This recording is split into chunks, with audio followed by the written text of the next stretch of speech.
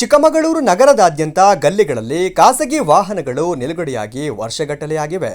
ತೆರವು ಮಾಡದೆ ನಿಲ್ಲಿಸಿರುವ ಕಾರಣ ವಾಹನಗಳ ಕೆಳಭಾಗದಲ್ಲಿ ಹಂದಿ, ನಾಯಿ, ಇತರೆ ಪ್ರಾಣಿಗಳು ಮಲಗುತ್ತಿದ್ದು ಪಾದಚಾರಿಗಳ ಮೇಲೆ ಏಕಾಏಕಿ ಮುಗಿಬಿದ್ದು ಹಲ್ಲೆ ಮಾಡುತ್ತಿದ್ದು ಜಿಲ್ಲಾಡಳಿತ ಈ ವಿಚಾರವನ್ನ ಗಂಭೀರವಾಗಿ ಪರಿಗಣಿಸಿ ಕ್ರಮ ಕೈಗೊಳ್ಳಬೇಕು ಎಂದು ಒತ್ತಾಯಿಸಿ ಕರ್ನಾಟಕ ಮಾಹಿತಿ ಹಕ್ಕು ಕಾರ್ಯಕರ್ತರ ಸಂಘಟನೆ ರಾಜ್ಯಾಧ್ಯಕ್ಷರಾದ ಸೋಮಾ ನಾಯಕ್ ಅವರು ಜಿಲ್ಲಾಧಿಕಾರಿಗಳಿಗೆ ಮನವಿ ಸಲ್ಲಿಸಿದರು. ಬಳಿಕ ಮಾತನಾಡಿದ ಅವರು, ನಗರದ ಹಲವು ರಸ್ತೆ ಬೀದಿಗಳಲ್ಲಿ ಸಾರ್ವಜನಿಕರಿಗೆ ನಡೆದುಕೊಂಡು ಹೋಗಲು ತೊಂದರೆಯಾಗುತ್ತಿದೆ.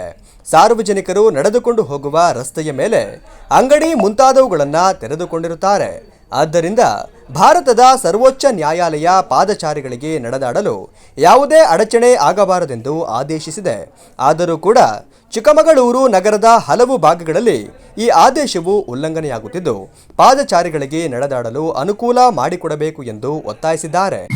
ಚಿಕ್ಕಮಗಳೂರಿನ ಕೆಲವು ಗಲ್ಲಿಗಳಲ್ಲಿ ತುಂಬಾ ದಿನಗಳಿಂದ ವಾಹನಗಳನ್ನು ತೆರವುಗೊಳಿಸದೆ ನಿಲ್ಲಿಸಿರ್ತಾರೆ. ಈ ವಿಚಾರವಾಗಿ ಹಿಂದೆ ಒಂದ್ಸರಿ ಜಿಲ್ಲಾಧಿಕಾರಿಗಳು ಗಮನಕ್ಕೆ ತಂದಿದ್ದಂಥ ಸಂದರ್ಭದಲ್ಲಿ ತೆರವುಗೊಳಿಸ್ತೀವಿ ಅಂತ ಹೇಳಿದ್ರು. ಆದರೆ ಇದುವರೆಗೂ ತೆರವುಗೊಳಿಸ್ತಿಲ್ಲದೆ ಇದರಿಂದ ಇವಾಗ ಮತ್ತೆ ಹೊಸ DC ಅವರ ಗಮನಕ್ಕೆ ಮತ್ತೊಂದ್ಸರಿ ತರಬೇಕು ಅಂತ ಹೇಳ್ಬಿಟ್ಟು ಇವತ್ತು ಜಿಲ್ಲಾಧಿಕಾರಿಗಳಿಗೆ ಈ ವಿಚಾರವಾಗಿ ಮನವಿ ಕೊಟ್ಟಿದ್ದೀವಿ.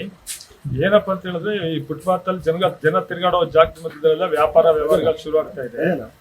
ಮತ್ತೆ ಎರಡನೇದಾಗಿ 6 ತಿಂಗಳು ವರ್ಷಗಳಿಂದ ಗಲ್ಲಿಗಳಲ್ಲಿ ನಿಂತ ಕಾರ್ಗಳು ತೆಗಿತಾ ಇಲ್ಲ. ಅಲ್ಲಿ ಈ ಹಂದಿ, ನಾಯಿ ಮಲಗಲಿಕ್ಕೆ ಜಾಗ ಮಾಡಿಕೊಟ್ಬಿಟ್ಟು ರಾತ್ರಿ ಹೊತ್ತಲ್ಲಿ ತಿರುಗಾಡ್ಲಿಕ್ಕೆ ಬಂದಂತ ಜನಗಳಿಗೆ ಈ ಹಂದಿ, ನಾಯಿಗಳು ಬೆರ್ಸಾಡಿ ಜನಗಳಿಗೆಲ್ಲ ಕಚ್ಚುವಂತ ಕೆಲಸ ಮಾಡ್ತಾ ಇದೆ. ಹಾಗಾಗಿ ನಿಂತಿರಂತ ವಾಹನಗಳನ್ನ ಆದಷ್ಟು ಬೇಗ ಜಿಲ್ಲಾಧಿಕಾರಿಯವರ ನೇತೃತ್ವದಲ್ಲಿ ಜವಾಬ್ದಾರಿಯಿಂದ ತೆರವುಗೊಳಿಸಿಕೊಟ್ಟಂತ ಸಂದರ್ಭದಲ್ಲಿ ಜನಗಳಿಗೆ ಓಡಾಡ್ಲಿಕ್ಕೆಲ್ಲ ಅವಕಾಶ ಆಗ್ತದೆ ಅಂತ ಹೇಳ್ಬಿಟ್ಟು ಇವತ್ತು ನಿಮ್ಮ ಮುಖಾಂತರ ನಾನು ಕೇಳ್ಕೊಂಡಿದ್ದೀನಿ. ಯಾರು ಮನವಿ ಕೊಡಬೇಕು? ಮಾಹಿತಿ ಹಕ್ಕು ಸಂಘದ ರಾಜ್ಯಾಧ್ಯಕ್ಷರು ಸೋಮಾ ನಾಯ್ಕು ಮತ್ತು ರೂಪೇಶು ಮತ್ತು ಮಲ್ಲೇಶು 3 ಜನ ಸೇರಿ ಮನವಿ ಕೊಟ್ಟಿದ್ದೀವಿ.